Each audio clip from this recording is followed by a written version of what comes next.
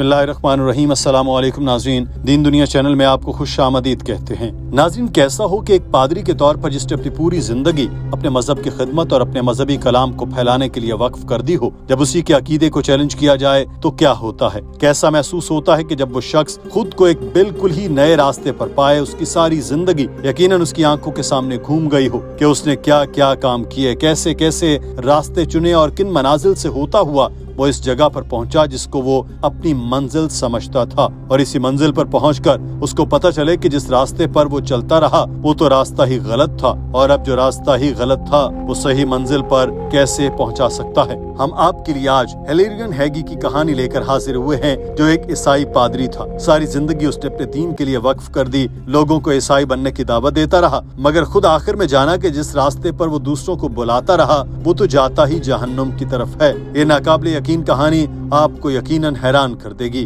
تو بغیر کوئی وقت ضائع کیے اسے شروع کرتے ہیں۔ اسلام کے بارے میں ہلیرین کی کہانی تقریباً 20 سال پہلے شروع ہوئی تھی، لیکن اس نے حال ہی میں اپنی شہادت کی اور اسلام کی طرف واپس لوٹا اور اپنا اسلامی نام سعید رکھا۔ ناظرین، سعید نے اپنے آپ کو بچپن میں خدا کی تلاش میں پایا، اس کو سکھایا گیا کہ تثلیث ہی سچا خدا ہے، مگر سعید کے دل میں کوئی سکون نہیں تھا۔ اسی سکون کی تلاش میں سعید نے مختلف مذاہب کا مطالعہ بھی کیا، اس نے بدھ مت کا مطالعہ کیا اور میڈیٹیشن میں سکون ڈھونڈنے کی کوشش کی، مگر اس کو سکون پھر بھی نہ ملا۔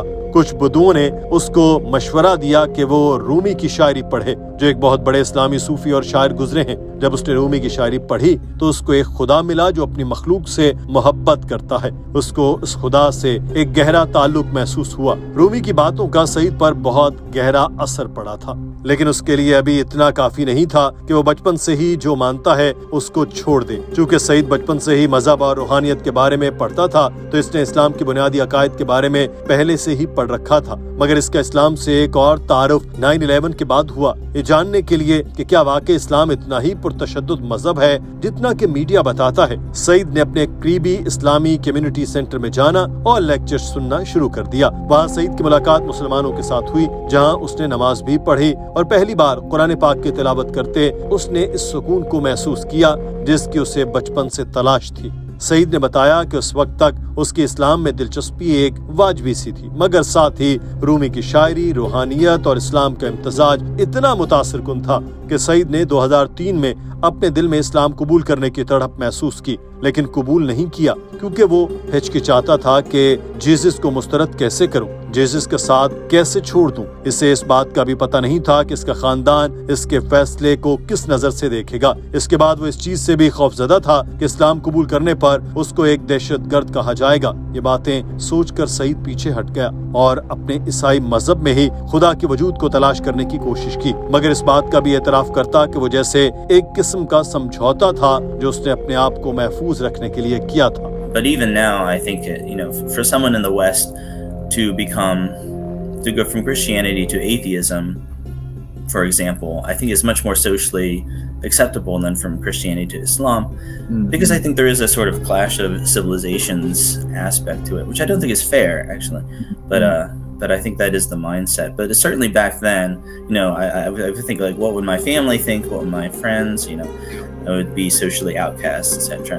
20 سال کی عمر کے قریب اس کو چرچ میں پادری کا درجہ دے دیا گیا۔ اس نے اپنی پوزیشن میں خود کو محفوظ سمجھنا شروع کر دیا۔ دل میں اسلام کا بیج بونے کے باوجود سعید کا کہنا ہے کہ 2010 سے 2018 تک کا دور تھا جب اس نے کبھی اسلام سے نفرت کی تو کبھی محبت۔ اس وقت یورپ میں حملوں کی تعداد بڑھتی جا رہی تھی اور ہر ایک کا الزام مسلمانوں اور اسلام پر لگایا جاتا تھا۔ اسی دوران وہ اسلام مخالف کتابیں پڑھ رہا تھا، مگر پھر بھی اسلام کے لیے احترام اور محبت اس کے لیے دل میں زندہ تھی۔ اس نے اسلام اور قدیم عیسائیت میں ایک چیز مشترک دیکھی، وہ بے جا سیکولرزم اور بے روی کو پسند نہیں کرتے۔ 2018 میں سعید کے لیے ایک بہت ہی حیران کن معاملہ ہوا۔ ناظرین، ہوا یوں کہ سعید کے ایک قریبی دوست نے عیسائیت چھوڑ کر اسلام قبول کر لیا۔ یہ سعید کے لیے بہت حیران کن تھا، اسے یقین نہیں ہوا کہ اس کے دوست نے عیسائیت چھوڑ کر اسلام کی راہ چن لی ہے، مگر اس کو اپنے دوست پر غصہ نہیں تھا بلکہ ایک تجسس سا ہوا کہ وہ اپنے دوست سے رابطہ کرے اور پوچھے کہ کس چیز نے اس کو اسلام قبول کرنے پر مائل کیا۔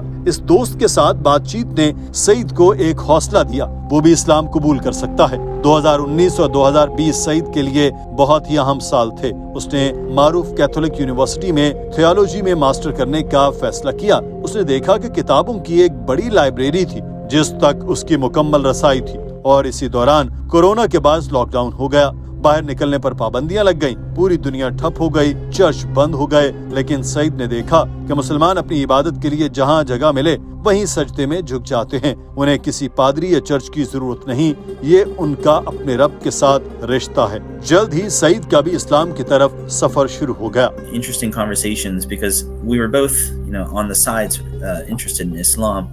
And while I was at the monastery and he was translating, again, this was in the early 2010s, all this sort of jihadist sort of stuff coming out of ISIS and things, and we would have these conversations about Islam, and back then, I describe it as a sort of a love-hate relationship with Islam.